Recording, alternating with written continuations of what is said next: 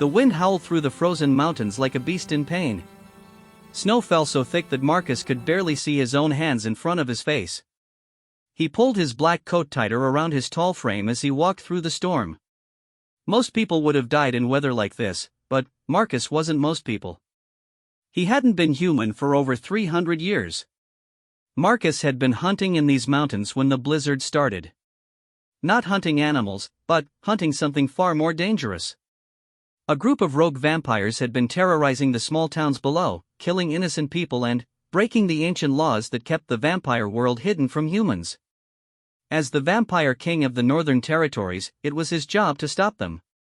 But now the storm was so bad that even he had to find shelter. His supernatural hearing picked up something strange through the wind. It sounded like crying. Human crying. A child. Marcus stopped walking and listened carefully. There it was again, coming from somewhere to his left. He followed the sound, his boots crunching through the deep snow. What he found made even his cold heart skip a beat. A small girl, maybe 7 or 8 years old, was huddled against a fallen tree trunk.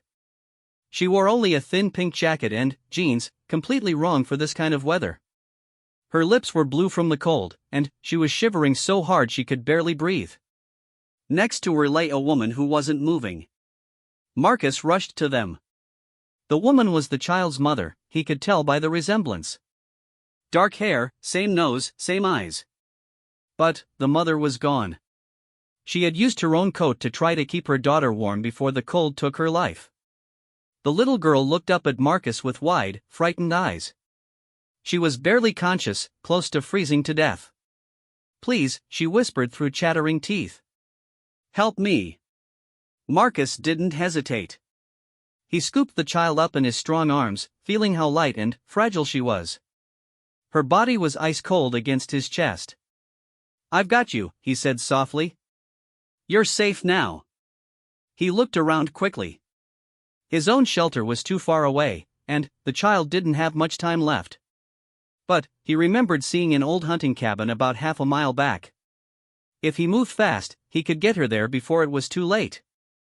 Marcus began running through the snow at supernatural speed, being careful not to jar the child too much. She had passed out in his arms, which worried him. Her breathing was shallow and her heartbeat was getting weaker. The cabin appeared through the snow like a gift from heaven. It was small and old, but it had 4 walls and a roof. Marcus kicked the door open and rushed inside. The cabin was freezing cold and covered in dust, but at least it blocked the wind. He gently laid the girl on an old couch and quickly started a fire in the stone fireplace. His vampire strength made it easy to break up the old wooden furniture for fuel. Within minutes, flames were crackling and warmth began to fill the small space. The child's breathing was still weak. Marcus knew he had to warm her up fast, but carefully. He found some old blankets in a closet and wrapped them around her small body. Then, he sat next to her on the couch, using his own body heat to help warm her. As the cabin grew warmer, the girl's breathing became stronger. Her blue lips slowly turned pink again. Marcus watched over her like a guardian angel, making sure the fire stayed strong and that she was getting warmer.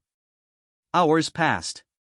The storm outside grew even worse, howling like demons around the cabin walls.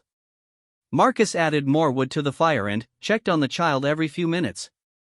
She was still unconscious, but her color was much better now. Near midnight, the girl finally opened her eyes. She looked confused and scared at first, then she saw Marcus sitting nearby. Instead of being more frightened, something strange happened in her expression. Recognition flashed across her small face. "You're him," she whispered, her voice barely audible. "You're the one my mom told me about." Marcus felt something cold run through his veins that had nothing to do with the weather. "What did your mother tell you?" The girl struggled to sit up, still wrapped in the blankets. Her dark hair was messy and her eyes were red from crying, but she was alive and getting stronger. She said there was a man who lived in the mountains. A man who wasn't really a man anymore, but who still had a good heart. She said he protected people when no one else could. Marcus stared at the child in shock. How could her mother have known about him? He was always so careful to stay hidden from humans. What was your mother's name? Sarah, the girl said quietly. Sarah Chen. And I'm Emma. Fresh tears started running down her cheeks. Is she really gone? Is my mom really dead? Marcus felt an unfamiliar pain in his chest. He had seen death countless times over the centuries, but something about this innocent child losing her mother touched him deeply. Yes, little one. I'm very sorry, but she didn't make it. Emma began to cry harder, but she didn't turn away from him. Instead, she seemed to move closer. Mom said you would take care of me if something ever happened to her. She said you owed her a debt. Now Marcus was completely confused. A debt? Emma, I don't understand. I never met your mother before tonight. But Emma shook her head. Yes, you did. A long time ago, when she was young like me. She said you saved her from bad men in the city. Men who wanted to hurt her.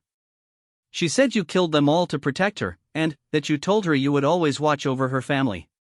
The memory hit Marcus like lightning. 25 years ago, in San Francisco.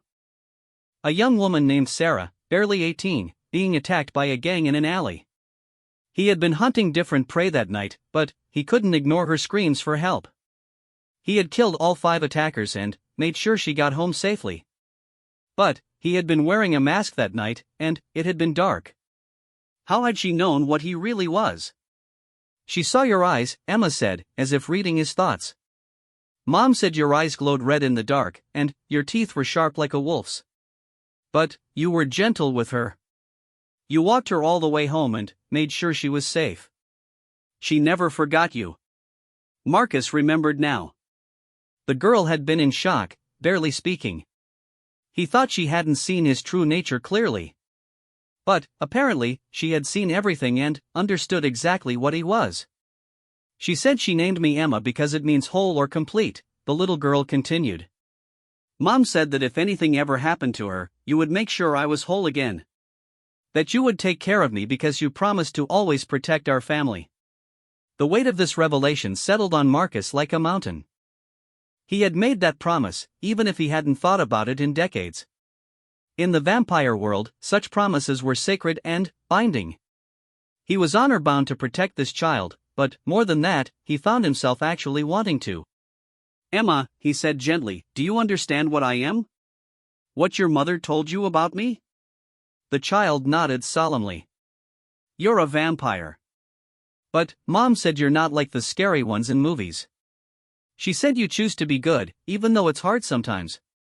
Marcus was amazed by how calmly she accepted this. Most humans would be terrified, but Emma seemed to take it all in stride. Aren't you afraid of me? Emma considered this seriously. A little bit, she admitted. But Mom always said fear was okay as long as you don't let it stop you from doing what's right. And right now, what's right is trusting you, because you saved my life. Outside, the storm was still raging.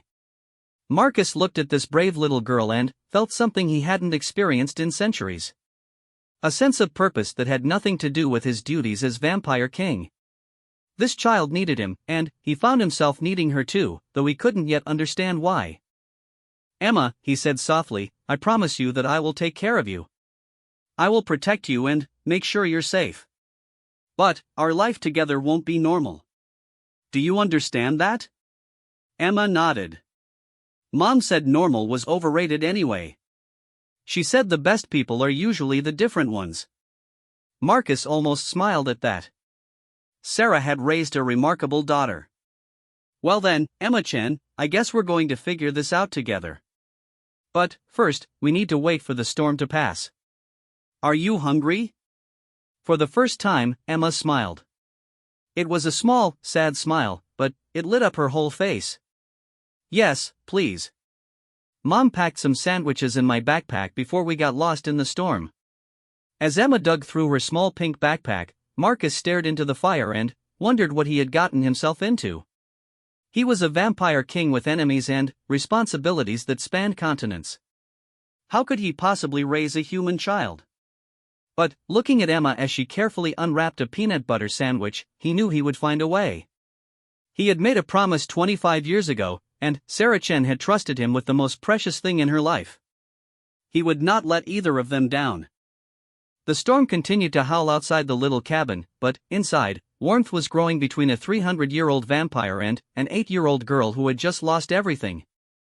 Neither of them knew what the future would hold, but they had each other now, and somehow that felt like enough. The storm finally stopped 3 days later. During those 3 days, Marcus learned more about being human than he had in 3 centuries of existence. Emma was unlike any child he had ever encountered. She asked endless questions about everything, from why his eyes changed color when he was thinking to whether vampires really couldn't eat regular food. "So you can eat normal food, but it doesn't taste good?" Emma asked on the second day, sharing her crackers with him by the fire. "It tastes like ash," Marcus explained. "But I can eat it if I need to. I just don't get any nutrition from it." Emma wrinkled her nose. "That sounds awful. What do you usually eat then?" Marcus hesitated. He had been dreading this question. "I need blood to survive, Emma. But I don't hurt people to get it. I have arrangements with hospitals and blood banks." Instead of being horrified, Emma just nodded thoughtfully. "Mom donated blood sometimes. She said it helped sick people. I guess it helps you too, in a different way." Her acceptance of his nature continued to amaze him. Most adults couldn't handle the truth about vampires, but this 8-year-old child treated it like just another fact about the world. When the snow finally stopped falling and the winds calmed down, Marcus knew they had to leave the cabin. But first, they needed to take care of Sarah's body. Emma insisted on helping him bury her mother properly. They found a beautiful spot under a large pine tree where Sarah could rest peacefully. Marcus used his strength to dig through the frozen ground while Emma picked wildflowers that had somehow survived the storm. As they laid Sarah to rest, Emma spoke to her mother one last time. "I'm going with him now, Mom," she said quietly, holding Marcus's cold hand in her small warm one. "Just like you always said I would. I'll be brave, and I'll remember everything you taught me. I love you." Marcus felt something break inside his chest watching this brave little girl say goodbye to the only family she had ever known. He made a silent promise to Sarah that he would give Emma the best life possible. After the burial, they began the long journey to Marcus's home. He lived in an ancient castle built into the side of a mountain, hidden from human eyes by both distance and powerful magic. It was a 2-day walk through dangerous terrain, but Emma never complained once. "How long have you lived in a castle?" she asked as they climbed a steep mountain path. "About 200 years, Marcus replied, carrying her backpack along with his own supplies. "I built it myself after I became king of this territory." "You built a whole castle by yourself?" Emma's eyes were wide with wonder. Marcus smiled slightly. "When you have supernatural strength and unlimited time, construction projects become much easier." As they walked, Marcus told Emma stories about the mountains and the creatures that lived in them. He was careful to keep the stories exciting but not too scary. Emma, in return, told him about her life with her mother, their small apartment in Portland, and her dreams of becoming a scientist when she grew up. "Mom said I was smart enough to cure diseases or explore space," Emma said proudly. "She said being different makes you see things other people miss." "Your mother was very wise," Marcus agreed. "And she was right about you being smart. You've asked more intelligent questions in 3 days than most adults ask in a lifetime." On the evening of the first day, they made camp in a small cave Marcus knew about. As Emma slept wrapped in his coat by their campfire, Marcus kept watch. These mountains were his territory, but they were also home to dangerous things. Other vampires, werewolf packs, and worse creatures that most humans never dreamed existed. Around midnight, Marcus heard something that made his blood run cold. Howling in the distance. Not wolves, but werewolves. And they were getting closer. Marcus gently shook Emma awake. "We need to move, little one. There's danger coming." Emma sat up instantly, alert and ready. "What kind of danger?" "Werewolves." They shouldn't be this deep in my territory, but something has them agitated. Marcus quickly put out their fire and gathered their supplies. Can you run fast? Pretty fast, Emma said bravely, though Marcus could hear the fear in her voice. They left the cave and began moving through the darkness. Marcus's vampire vision let him see perfectly in the black night, but Emma stumbled frequently on the rocky ground. The howling was getting closer, and Marcus could smell multiple werewolves now. At least 6, maybe more. Emma, Marcus said urgently, I need you to climb on my back. We have to move faster than you can run. Without hesitation, Emma climbed onto his back and held on tight. Marcus began running at supernatural speed through the forest, jumping over fallen logs and dodging between trees. Emma held on bravely, though he could feel her shaking. The werewolves were gaining on them. Marcus could hear their massive paws hitting the ground behind them, getting closer with every second. He ran faster, but he was carrying Emma and couldn't use his full speed without risking her safety. They burst out of the forest into a large clearing, and Marcus's heart sank. 3 werewolves were waiting for them, blocking their path. They were enormous creatures, standing on their hind legs like men but covered in thick fur and armed with razor-sharp claws.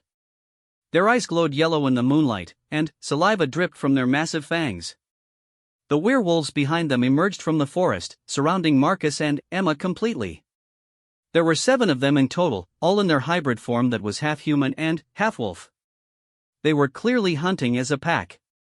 Well, growled the largest werewolf, who seemed to be their leader. The great vampire king, running through the forest like prey. How the mighty have fallen. Marcus gently set Emma down behind him, making sure she stayed close. This is my territory, Jacob. You have no right to be here. The werewolf leader, Jacob, laughed harshly. Your territory? You've been so busy playing house with your little human pet that you haven't noticed what's happening in your own domain. The rogue vampires you've been hunting? They made a deal with us. They promised us hunting rights in these mountains if we eliminated certain obstacles. Marcus's eyes began to glow red with anger. You're working with rogues? You've violated every treaty between our species. Treaties made by weak leaders, Jacob snarled. The old ways are dead, Marcus. It's time for those of us with real strength to take what we deserve. Behind him, Marcus felt Emma's small hand grab the back of his coat. She was terrified, but she wasn't running.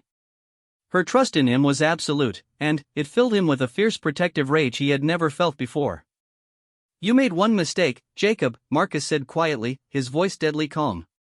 You threatened my family. The werewolves laughed, but their laughter died when Marcus began to change.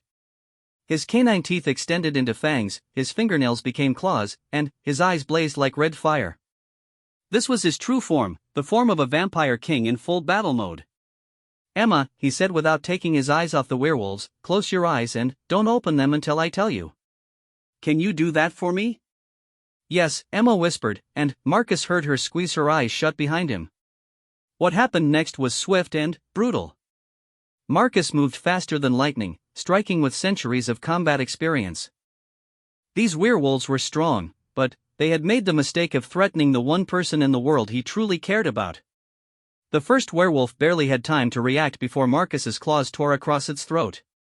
The second lunged at him with massive jaws, but Marcus caught it in midair and threw it into a tree with bone-crushing force. The third and fourth attacked together, but Marcus spun between them like a deadly dancer, his movements too fast for their eyes to follow. Jacob, the pack leader, proved more challenging. He was older and more experienced than his followers. He managed to rake his claws across Marcus's chest, drawing black vampire blood. But Marcus's rage made him unstoppable. He fought like a creature possessed, driven by an overwhelming need to protect the child behind him. The battle lasted only minutes, but it felt like hours. When it was over, the clearing was silent except for Marcus's heavy breathing. All 7 werewolves lay dead or dying around him. Emma, he called softly, you can open your eyes now. Emma opened her eyes and saw Marcus standing over the fallen werewolves. His clothes were torn and bloody, but he was alive. She ran to him without fear and hugged him tightly around the waist. "Are you hurt?" she asked, looking up at him with concern. Marcus looked down at this extraordinary child who was more worried about his injuries than traumatized by the violence she had just witnessed. "I'm fine, little one. Vampire healing is very fast. But we need to keep moving. Where there are 7 werewolves, there might be more." They traveled through the rest of the night, finally reaching Marcus's castle as the sun was rising. Emma gasped in wonder when she saw it. The castle was built directly into the mountainside, its towers reaching toward the clouds. It looked like something from a fairy tale, but ancient and mysterious. "It's beautiful," Emma breathed, staring up at the massive structure. Marcus felt a surge of pride. "Welcome to your new home, Emma Chin." As they approached the main gate, it opened automatically. Marcus's servants, all vampires who had served him for decades, came out to greet them. They had heard about the child from Marcus's telepathic messages, but seeing her in person was different. "Everyone," Marcus announced formally, "this is Emma. She is under my protection and is to be treated with the same respect you would show me. She is family now." The vampires bowed respectfully to Emma, who bowed back politely. She wasn't intimidated by them at all, which impressed everyone present. Marcus's closest advisor, a vampire named Vincent who had served him for over a century, approached carefully. "Your Majesty," he said quietly, "are you certain about this? Bringing a human child into our world is unprecedented." Marcus's eyes flashed dangerously. "Are you questioning my judgment, Vincent?" "Never, my lord," Vincent replied quickly. "I simply worry about the challenges this will present. There are those among our kind who will not understand." Emma stepped forward bravely. "I know this is weird for everyone," she said in her clear young voice. "I know vampires and humans don't usually live together. But Marcus saved my life, and my mom always said family isn't about being the same as each other. It's about taking care of each other." The gathered vampires stared at this small human child who spoke with such wisdom and courage. Marcus felt a surge of pride and love for his new daughter. "Emma is right," Marcus declared. "Family is what we choose to make it. Anyone who has a problem with that can take it up with me personally." No one challenged him. As they entered the castle together, Marcus realized that his life had changed completely in just a few days. He was no longer just a vampire king ruling over his territory. He was a father, with all the joys and responsibilities that came with it. Emma walked beside him through the ancient halls, her small hand in his large cold one, chattering excitedly about everything she saw. For the first time in 300 years, Marcus's castle felt like a real home. 6 months had passed since Emma came to live in the castle, and she had transformed not just Marcus's life, but the entire vampire community under his rule. The ancient halls that had once echoed with formal meetings and dark political discussions now rang with Emma's laughter and endless questions about everything from medieval history to vampire biology. Marcus had converted an entire wing of the castle into living spaces suitable for a human child. Emma's bedroom was filled with books, art supplies, and educational toys that Vincent had acquired from the human world. She had insisted on painting one wall bright yellow because, she said, it reminded her of sunshine and made the room feel happy. Marcus, Emma called one evening as she worked on her homework at the large oak desk he had commissioned for her. "Can you help me with this math problem?" Marcus looked up from the ancient vampire law books he was studying. Even after centuries of existence, he still marveled at how naturally Emma had adapted to their unusual life. She attended school through an online program, which allowed her to get a proper education while staying hidden from the human world that wouldn't understand her situation. "Of course," he said, moving his chair next to hers. "What are you working on?" "Fractions," Emma said, pointing to her tablet screen. "I understand how they work, but this word problem is confusing." As Marcus helped her work through the problem, he reflected on how much he had learned about parenting in the past 6 months. It wasn't just about providing food, shelter, and safety, though those were important. It was about nurturing her mind, supporting her dreams, and helping her grow into the remarkable person he could already see she was becoming. Emma was thriving in ways that amazed everyone in the castle. She had befriended several of the younger vampires, particularly a female vampire named Isabella who had been turned at age 25 and still remembered what it was like to be human. Isabella had become like an older sister to Emma, teaching her about art and literature while Marcus handled the more practical aspects of her education. But their peaceful life was about to face its biggest challenge yet. The trouble started when Marcus received an urgent message from the Vampire High Council, the governing body that oversaw all vampire territories across the world. The message was brief but ominous: "Your presence is required immediately. Bring the human child." Marcus felt his blood run cold. The High Council consisted of 12 ancient vampires, each over 1,000 years old, who ruled their species according to laws that had been established before human civilization had even begun. They were not known for their flexibility or understanding when it came to breaking tradition. "What's wrong?" Emma asked, noticing his expression. She had become very good at reading his moods over the past months. Marcus carefully folded the message. "I need to travel to the council chambers for a meeting. It's vampire business." "They want to meet me, don't they?" Emma said quietly. "That's why you look worried." Sometimes Marcus forgot how intelligent and perceptive his daughter was. "Yes," he admitted. "They've heard about you living here, and they want to see for themselves what's happening." Emma nodded thoughtfully. "Are they going to try to make us stop being a family?" The direct way she asked the question broke Marcus's heart. "I won't let that happen," he promised fiercely. "Whatever they say, whatever they decide, you are my daughter now. Nothing will change that." But, even as he said it, Marcus knew the situation was more complicated than Emma understood. The High Council had the power to strip him of his title and exile him from vampire society entirely. They could declare war on him if they decided his actions threatened their species. And, worst of all, they might try to take Emma away from him. 3 days later, Marcus and Emma traveled to the ancient underground city where the High Council met. The city was built beneath the mountains of Romania, in chambers that had been carved from solid rock over 2,000 years ago. It was a place of shadows and whispered conversations, where the oldest and most powerful vampires in the world conducted the business of their species. Emma stayed close to Marcus as they walked through the vast stone corridors. She wore her best dress, a dark blue one that Isabella had helped her pick out, and she carried herself with dignity despite being clearly nervous. "Remember," Marcus said softly as they approached the council chambers, "speak only when spoken to, answer their questions honestly, and don't let them intimidate you. You have every right to be here." The council chambers were enormous, with a high vaulted ceiling and 12 thrones arranged in a semicircle. Each throne was occupied by one of the most ancient vampires in existence. They were creatures so old they barely seemed real anymore, their eyes holding the weight of centuries. At the center sat Dmitry Volkov, the eldest of them all, who had been alive for over 2,000 years. His pale face was like carved marble, and his silver hair fell to his shoulders. When he spoke, his voice echoed through the chamber like distant thunder. "Marcus Blackwood," he began formally, "you stand accused of violating the sacred laws that separate our kind from humanity. You have brought a human child into our world and claimed her as your own.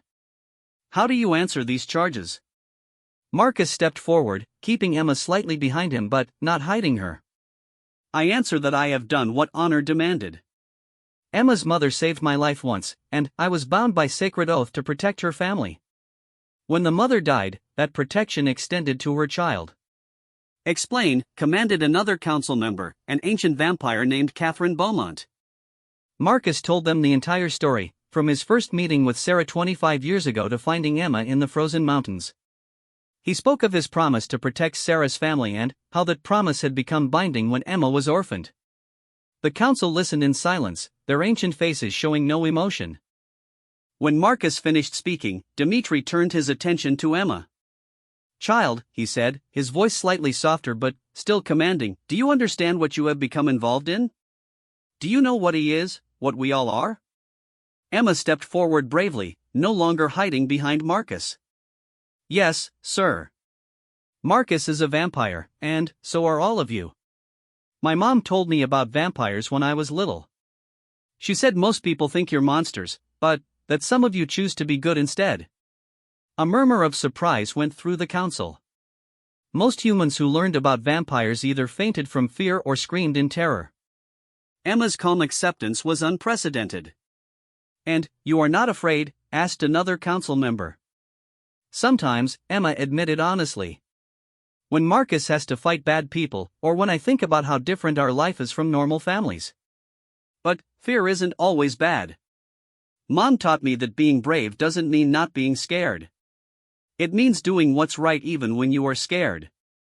Dmitri leaned forward in his throne, studying Emma with interest. What is right, in your opinion, child? Emma thought carefully before answering. Taking care of each other. Marcus takes care of me, and I take care of him too, in my own way. He protects me from danger, and I help him remember what it feels like to be part of a real family. We make each other better. A human child making a vampire better? Catherine Beaumont said skeptically. That seems unlikely. It's true though, Emma said earnestly. Before I came to live with him, Marcus was sad a lot. He told me he felt like he was just going through the motions of being alive. Now he laughs sometimes, and he's teaching me how to paint, and we read books together every night. He's not just the vampire king anymore. He's my dad. Marcus felt his heart swell with pride and love for this extraordinary child. She was defending their relationship to the most powerful vampires in the world with the same courage she had shown that first night in the frozen mountains. Dmitri was quiet for a long moment, then he spoke to Marcus. In all our centuries of existence, no vampire has ever adopted a human child. The risks are enormous. If the human world discovered us through her, it could mean war between our species. I understand the risks, Marcus replied. But I also understand that some things are more important than convenience or tradition. Emma is my daughter in every way that matters. I would rather face exile or death than abandon her. And what if when she grows old and dies, as all humans do? Another council member asked. What will you do then? Emma spoke up before Marcus could answer. Then, I'll die knowing I was loved and that I loved someone back. That's more than a lot of people get. And maybe by then, Marcus will have learned that having a family doesn't make him weak. It makes him stronger. The wisdom in her words left the council speechless. This 8-year-old child was speaking truths that vampires who had lived for centuries hadn't understood. Dmitri rose from his throne and walked down to where Marcus and Emma stood. He was an imposing figure, tall and ancient, with power radiating from him like heat from a fire. Emma didn't step back or cower. She looked up at him with respect but without fear. Emma Chen, Dmitri said formally, do you swear that you will keep the secrets of our kind? That you will never reveal our existence to other humans, no matter what happens? I swear, Emma said solemnly. My mom kept your secrets her whole life, and I will too. Dmitri nodded slowly, then turned to Marcus. And you, Marcus Blackwood, do you swear that you will continue to rule your territory with the same wisdom and strength you have shown for the past 2 centuries, despite this new responsibility? I swear it, Marcus replied firmly. Emma makes me a better leader, not a weaker one. The ancient vampire studied them both for a long moment, then returned to his throne. The 12 council members conferred in whispers too quiet for even vampire ears to hear clearly. Finally, Dmitri stood again. The council has decided, he announced. Marcus Blackwood, you will retain your title and territory. The child Emma may remain under your protection, but with conditions. She must never leave vampire territory without council approval. Her education must include complete understanding of our laws and customs. And if she ever poses a threat to our secrecy, the situation will be reconsidered. Marcus felt relief flood through him, but Emma stepped forward again. What happens when I turn 18? She asked boldly. Will I be allowed to choose my own life then, or will I be a prisoner forever? The question caught the council off guard. They had expected gratitude, not more demands from this small human. Dmitri actually smiled slightly. You would question us, child? I would ask for fairness, Emma replied. I didn't choose to be born into this world, but I'm choosing to stay in it because I love Marcus and this is my family now. But someday I'll be an adult, and adults should get to make their own choices about their lives. After another whispered conference, Dmitri nodded. When you reach the age of 18, you will be given a choice. You may remain in the vampire world with our protection, or you may leave to live among humans with a new identity and no memory of what you've learned here. No memory? Emma looked stricken. I would forget Marcus? Forget my family? It would be necessary for our security, Catherine Beaumont explained. Humans who know our secrets cannot be allowed to leave freely. Emma was quiet for a moment, then, she looked up at Marcus with determination in her eyes. Then, I already know what I'll choose when I'm 18. This is my home. These are my people. I'm not leaving. As they left the council chambers that day, Marcus realized that Emma had just done something extraordinary. She had not only secured their right to remain together, but she had impressed the most powerful vampires in existence with her courage, wisdom, and loyalty. Years passed after that day.